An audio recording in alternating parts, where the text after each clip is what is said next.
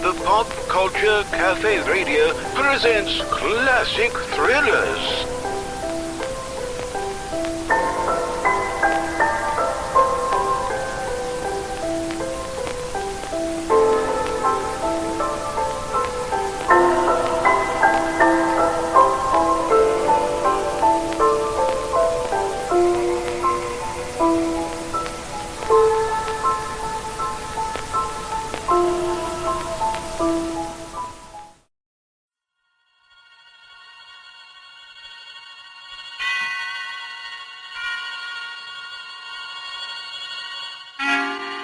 Suspense.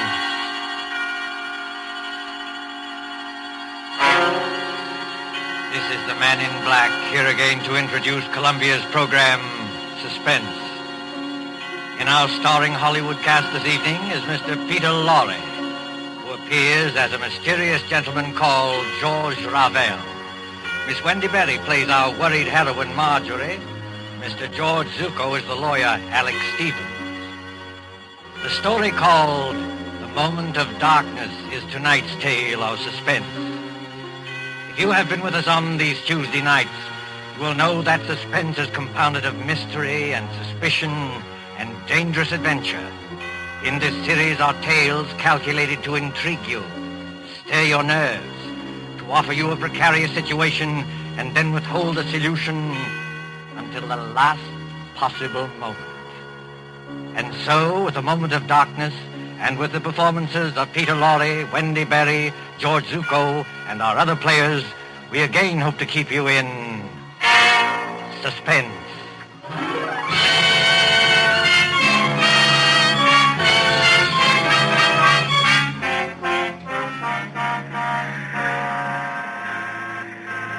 The Train Bleu crack express train from Paris to the French Riviera, which in these carefree days before the war used to make the journey from Paris to Nice overnight.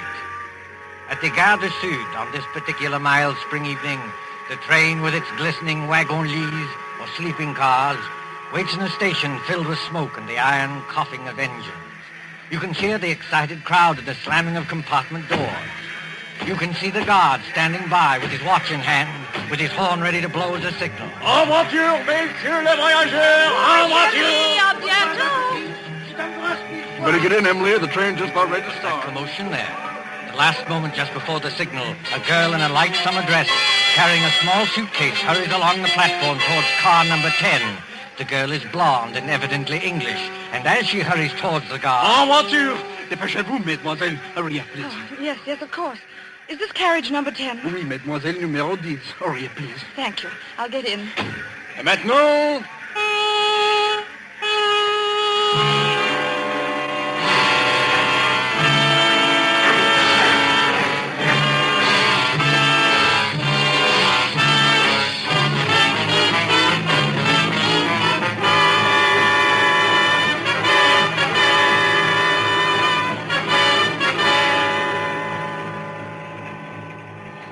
Corridor must be at least a mile long.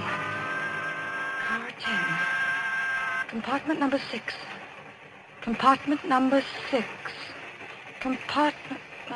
Oh, here it is. Yes, come in. Mr. Stevens, Oh, I beg your pardon. That's quite all right. Won't you come in? I thought this was Mr. Stevens' compartment. It is his compartment. I'm sharing it with him. He is on the train, isn't he? Oh, yes. He's going to look for some luggage that failed to turn up. In the meantime, won't you come in and sit down? Thank you. As an old friend of Toby Stevens... Why do you smile? Nothing. It's just odd to hear a dignified man like Mr. Stevens called Toby. That's all. Well, it suits him. As an old friend of his anyway, may I introduce myself? I'm Ken Blake, on vacation from the American consulate in London. How do you do? My name is Gray, Marjorie Gray. I most particularly wanted to have a word with Mr. Stevens. Miss Gray, will you pardon my impertinence if I ask... Ask what? Whether it's about your Aunt Hester at Monte Carlo and the man who seemed so determined to scare her to death. You know about that? Yes, a little. After all, that's why Toby's left his law practice and come all the way from London. He said... Mr. Stevens. Marjorie. Great Scott, what are you doing here? I came up from Monte Carlo, especially to see you. I thought I'd find you in Paris, but When I got to your hotel, they told me you'd gone. Cook said they'd reserved a compartment on this train for you. So, well, here I am. But why? Before you see Aunt Hester, Mr. Stevens, I want to know what you meant by that letter you wrote me. I meant exactly what I said, Marjorie. I'm going to expose this faker, George Revel. Excuse me, if you two want to talk, I'll just clear out of here. Oh, no, Ken, stay where you are. Really, Mr. Stevens? You've made an impression on her, Ken. When the girl suddenly becomes thoroughly British after spending half her life on the Riviera, well, you've made an impression. Don't talk like that, Toby. She won't get annoyed with you for saying it. She'll just get annoyed with me. Marjorie, this is Ken Blake. We've met, thanks. I asked him to come along with me, and for a very good reason. Indeed? Ken was for years at the American consulate in Paris. He knows all the heads of the Sûreté Générale, that's the Scotland Yard of France. And in particular, he knows the great detective Flamand, who's the chef de Sûreté. I thought Ken might be very useful when we nab Revel. But I tell you, Revel is dangerous. Dangerous, my eye. Something's going to happen. I know something dreadful's going to happen. Now, let's face the situation, Marjorie. Your Aunt Hester is middle-aged, wealthy, and, Oh, if only Uncle Paul hadn't died. He was the decentest person I ever knew. But he did die, my dear, and Hester can't be consoled. She can't eat, she can't sleep, she can't think of anything except getting in touch with his spirit. Along comes this faker Revel to give seances. I wonder if he is a faker. You're not falling for this Tommy rot, surely? Really, Mr. Blake, if I'd asked for your advice in this matter... I beg your pardon, Miss Gray. When we get to Nice, I'll take the first train back to Paris. No, wait, please. I didn't mean to be rude. It's nice of you to help us, but it's the whole atmosphere of Monte Carlo. Well, that's quite all right, my dear. We understand. Of course. There's Aunt Hester in that villa over the Mediterranean. There's Revel, all thin and quiet and swarthy, with those somber-looking eyes of his. He seems to dominate her, just as Mr. Stevens used to. Dominate her, my dear? That's rather a strong word for an easygoing old buffer like me. The things Revel does at those seances are terrifying. I don't know whether he's an imposter or not, but I am sure nobody else can do what he does. Now there, Marjorie, is where you're wrong. I can. You can? Yes. I promise to duplicate in front of your aunt every single trick Revel ever performed. Oh, but that's impossible. Is it? Wait and see. I'll put it up to Mr. Blake. It isn't merely that Revel is tied up, tied hand and foot in a chair, while these horrible things are going on. I know there are people who can get out of ropes and back into them again. But Revel lets you take one precaution that shows there can't be any trickery. Oh? And what is that precaution? Just before the lights go out, he takes a piece of white paper. Well? He puts one under each foot. You take a pencil and draw an outline around the shoe on the paper. If he moved the millionth fraction of an inch, it would show in the outline later. But it never does. Well, look here, Toby, that's a bad one. Why does it strike you as being so funny? Because I can do it, too. Just give me a moment of darkness, that's all. You mean he gets out of his shoes or something like that? No, he could hardly get out of his shoes and back into them without disturbing the outline. Then he doesn't leave his chair after all. On the contrary, he can be all over the room. Well, how in Satan's name does he do it? My dear fellow, there's nothing simple.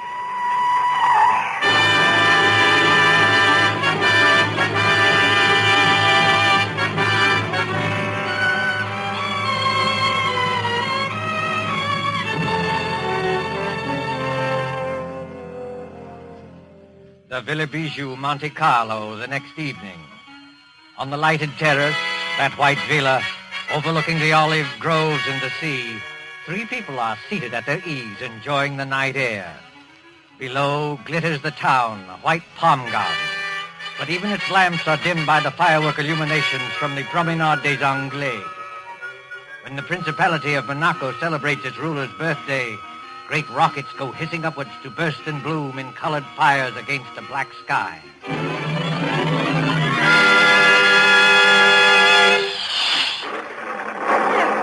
I don't like those fireworks. The noise upsets me. I wish they'd stop. Never mind the fireworks, Hester. You've heard my proposition. Give me an answer. Oh, what's more, you spill broth on your jacket at dinner. You're the clumsiest eater I ever saw. Here. Let me take a handkerchief to it. Please, Aunt Hester, won't you answer Mr. Stevens?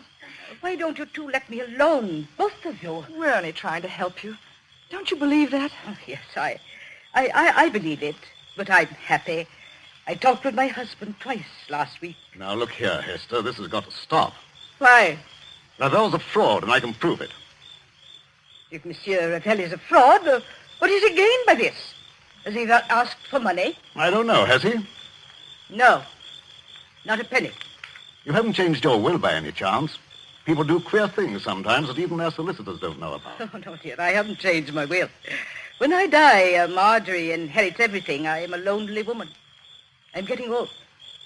I haven't got much to look forward to. Now, why don't you go your way and let me go mine?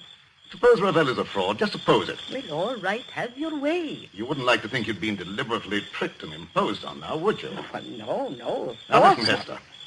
If I prove to you these so-called miracles were really tricks that I can do myself. Oh, don't be ridiculous, Alex Stevens. I offer to prove that here and now.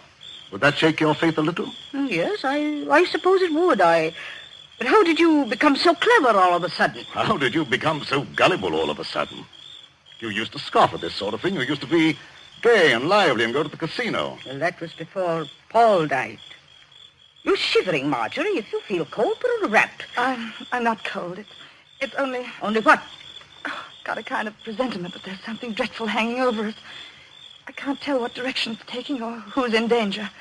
But I'm sure it's going to burst. Just as sure that... By George, look at that rocket. Yes. Red and gold stars. And a deathly white blaze like the life we're living. You can see every leaf in the garden. Every blade of grass. And we can also see, look there, Ravel and Ken Blake coming up the path. This Ken Blake, Mr. Stevens. Are you sure he's quite honest? My dear Marjorie, Ken's all right. I've known him for years. I thought he came here to help expose Ravel. But he and Ravel are as thick as thieves.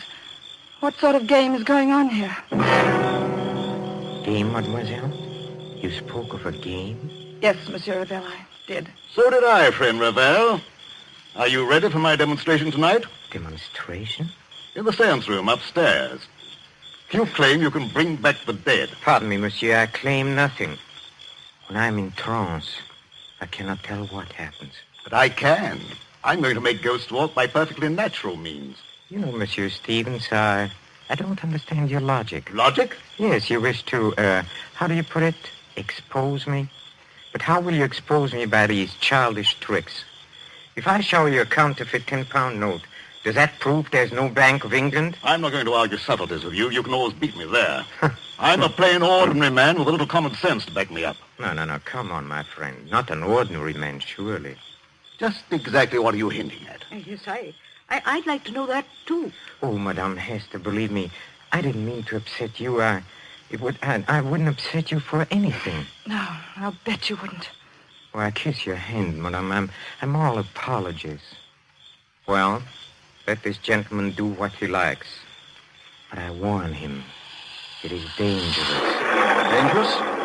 How is it dangerous? That's the first time you've spoken, Mr. Blake. Why have you been so quiet?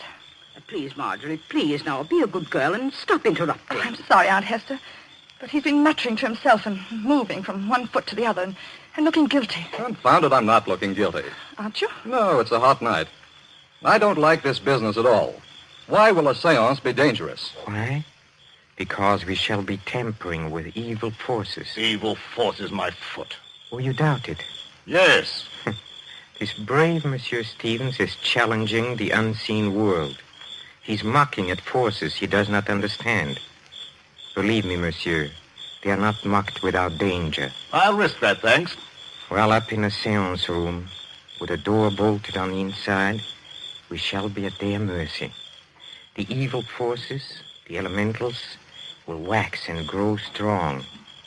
They can take us in their grip, as I take this walking stick and... You've got strong hands, Monsieur Ravel. The hands of evil spirits are stronger, much stronger. I'm afraid. I wonder if we ought to do this. I've been wondering the same thing. What does your aunt say? Well, I don't know what to say. I'm so confused. And I want to break down and cry. I suppose we'd better do it, or Alex Stevens will never let me hear the end of it. For the last time, monsieur, will you be warned of danger? No. Very well. Oh, Madame Hester. Yes, Monsieur Ravel. Do you believe that I'm an impostor? No, dear, of course not. But But in your heart, you are not yet convinced. Well, I don't know. I'm not such a fool as some people seem to think. But if something did happen, something to show there are living forces beyond this world, it would convince you utterly? Oh, yes, I suppose it would. Then, shall we allow Monsieur Stevens to go on with his demonstration? I have a feeling we shouldn't do this. Oh, I'm afraid.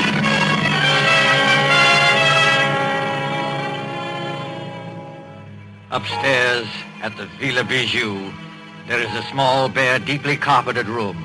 Its only furniture consists of a round table, 5 chairs, and a large cabinet phonograph. There is only one door, and there are no windows. In one chair, a little way back from the table, sits Mr. Alexander Stevens. He is tied hand and foot, the outline of his shoes drawn with pencil on pieces of paper, so that he cannot move. Now then, friend Raphael. Have you quite finished tying me up? Oh, yes. Yes, and I bet you won't get out of these knots, sir. Well, we'll see about that. Are the rest of you ready? Yes, all right. Oh, dear, I wish I'd put some smelling salts in my handbag. Well, what do you want us to do now? We'll have conditions exactly as they are for Mr. Ravel. I'll sit in this chair back from the table. You 4 sit round the table, clasping hands to form a circle. All right, let's get on with it. Ken, will you start the gramophone?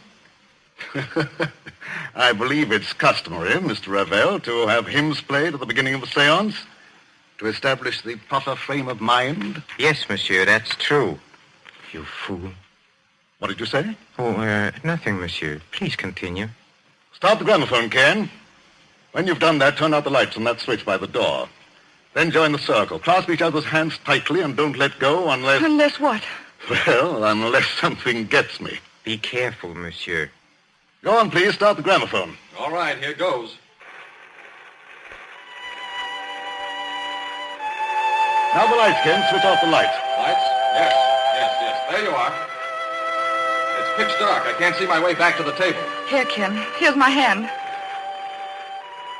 Thank you. Mine Thanks. on the other side, Mr. Blake. Thank you. I've got my bearings now. Are all of you clasping the hands of the next person? Then quiet and wait for what's going to happen.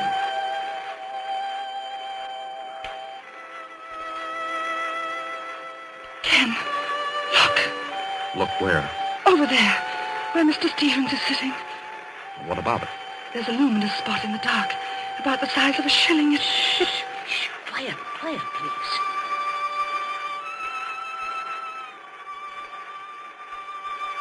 Did anything touch the back of your neck? No. What was that? It's Alex Stevens. I know it.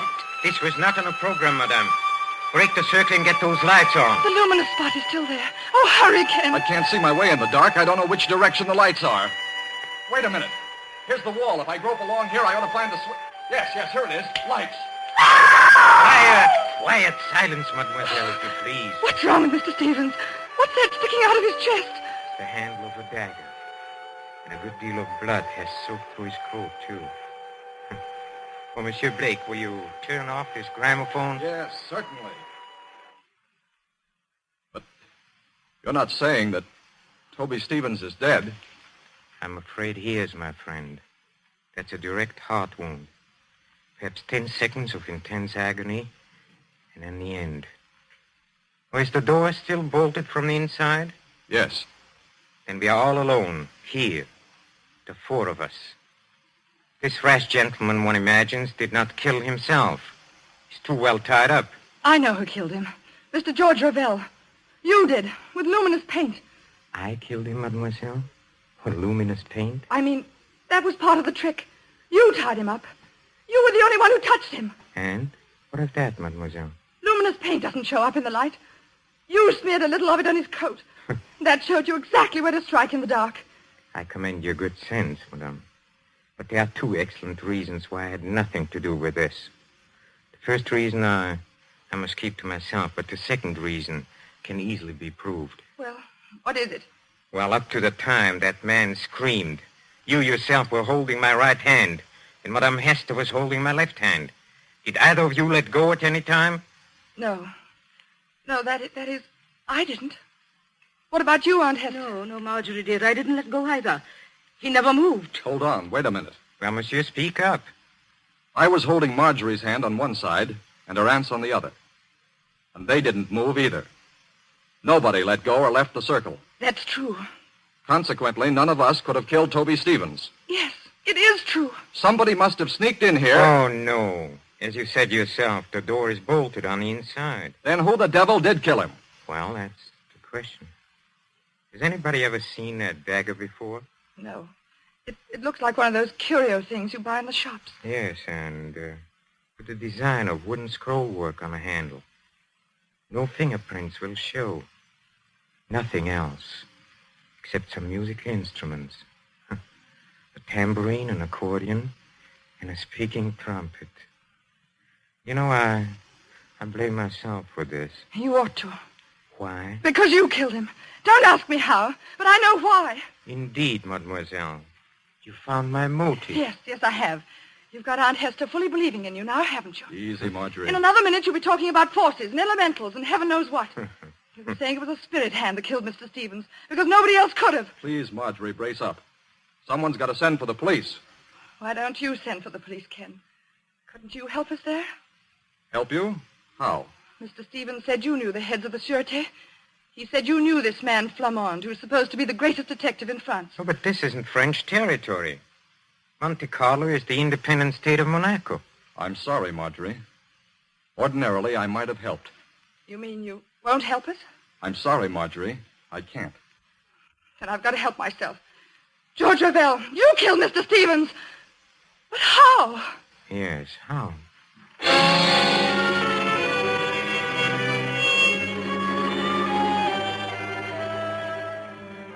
24 hours later, 24 hours of blind puzzling. In the railway station at Nice, 9 miles from Monte Carlo, the night express for Paris is already underway. The guard has blown his signal, and the great wheels grind. A young man, hatless and worried, pushes through the crowd past the already moving train. Non, monsieur.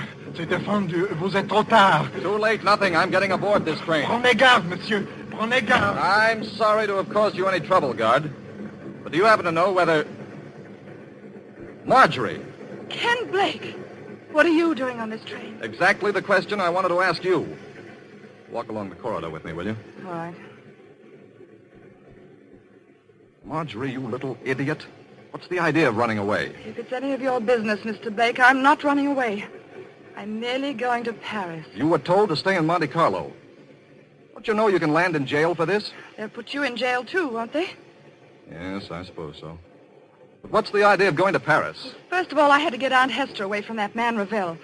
She really thinks he can call up ghosts now. Is your aunt on this train? Yes, in that compartment there. Second, I'm going to Paris for some real help. I'm going to the Sûreté. I'm going to see this man, Flamand. You won't find Flamand in Paris, Marjorie. And you'll certainly never get him to arrest Georges Ravel. Oh? And why not? Because, my dear idiot, Georges Ravel is Flamand. What are you saying? The man who calls himself Ravel is really Flamand, the head of the whole French Detective Bureau. He made me promise not to tell anybody. Oh, then that's why you've been looking so guilty for 2 days. Yes, I tried to tip you off today, but the police were with us all the time. So he is a fake spiritual medium. Mr. Stevens was right about that. And I still say I'm right about the other thing. Whoever he is, Ravel killed Mr. Stevens. But how and why? Oh, I don't know. This alleged detective. Did he tell you why he was masquerading as a medium in Monte Carlo? No. All I know is that we're in one sweet mess. We've left town without permission. They'll probably stop the train and send us back in a patrol wagon. Oh, no, my friend. That won't be at all necessary. Ravel! Yes, mademoiselle. Ravel or Flamand. Well, since you know me as Ravel, call me that. You knew that I was on this train? Oh, naturally. Look here, old man. I kept quiet about you because you swore it was a matter of life and death. But will you answer a couple of questions now? Oh, with pleasure. Why did you pose as a medium? Because the Monacan government employed me to trap a murderer. So I had to work, how do you say, undercover. All right. Why was Toby Stevens killed? Stevens was killed because he was a blackmailer. A blackmailer? Yes, mademoiselle. Does that surprise you? Yes. Oh, yes, of course. Very much. I tried to warn Stevens, but the fool wouldn't listen. And then, well, I wasn't quick enough. Stevens was murdered, of course, by one of us 4 in the seance room. Well, that's impossible. Impossible? Oh, no. The trick was baffling because of its simplicity.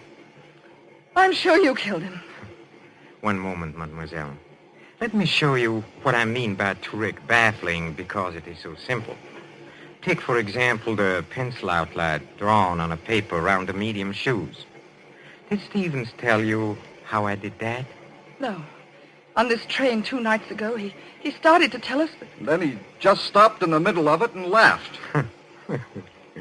You see, the medium leaves his chair. Well, he makes tambourines rattle and ghost forms appear. Yet the pencil outline is not disturbed. Now, how does he manage it? Well, how does he manage it? Well, quite easily. He returns to his chair. He turns over the 2 pieces of paper. He takes another pencil and draws an outline of his shoes on the reverse side of the paper. You look at it. And imagine it's the same outline we drew. Precisely. So easily are people misled. And it was the same way with a murder. But there couldn't have been any trick about the murder. None of us left the circle. We were all clasping hands when we heard that scream. Don't you agree? Huh? Oh, yes, I agree. I can't stand this any longer. When we heard Mr. Stevens utter that horrible scream... What makes you think it was Stevens who uttered that scream? I beg your pardon. What makes you think it was Stevens who screamed? Well, wasn't it? Oh, you assumed it, yes. We all assumed it. But up to that time, Stevens wasn't even hurt. Wasn't hurt? You see, the source of sound cannot be located in the dark. It was the murderer who uttered that appalling cry. In a few seconds of darkness, before the lights went on, the killer simply leaned across and drove that dagger into Stevens' chest. And you proved that? Yes. If Stevens had been hit at the time of the scream, blood would have blotted out the spot of luminous paint. Yet, Marjorie Gray saw the paint shining after the scream. That's true, Marjorie. I heard you say so. You put the luminous paint there, Ravel. You were the only person who touched him. Oh, no. There was one other person who touched him. Who was it? Another person, in full sight of you, said Stevens had spilled broth on his coat and swabbed at his chest with a handkerchief. You mean... I mean, of course, the real murderer. Your Aunt Hester. Yes, Marjorie. Your Aunt Hester. Aunt Hester! Keep back, all of you. Oh, so you managed to find the revolver? Marjorie, I poisoned your Uncle Paul. I poisoned my husband. And Alex Stevens knew it. You can't get away, madame. Keep away from that door. I never believed in spiritualism. I let myself be influenced by a medium because Alex Stevens would try to stop it. He was getting money out of me. He wanted no other influence. Don't open that door, madame. But I am opening it. Oh, Aunt Hester, don't! I told you I wasn't a fool as I looked. I had the knife in my hand. Stop her, Kent! Stop her! Well, mademoiselle,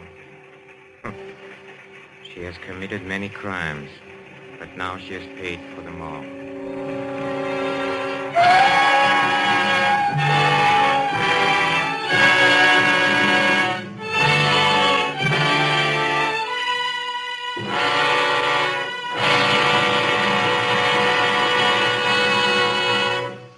And so closes The Moment of Darkness, starring Peter Lorre, Wendy Berry, with George Zuko.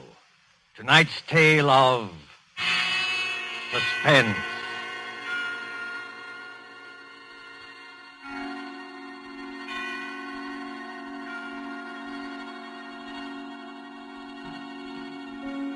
This is your narrator, the man in black, who conveys to you Columbia's invitation to spend this half hour in suspense with us again next Tuesday, when Agnes Moorehead and Ray Collins will star in a study in terror titled The Diary of Sophronia Winter.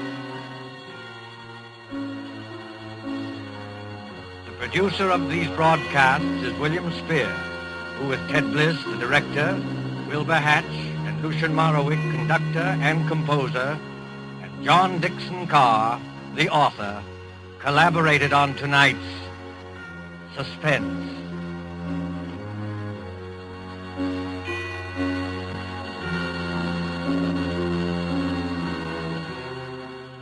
This is the Columbia Broadcasting System.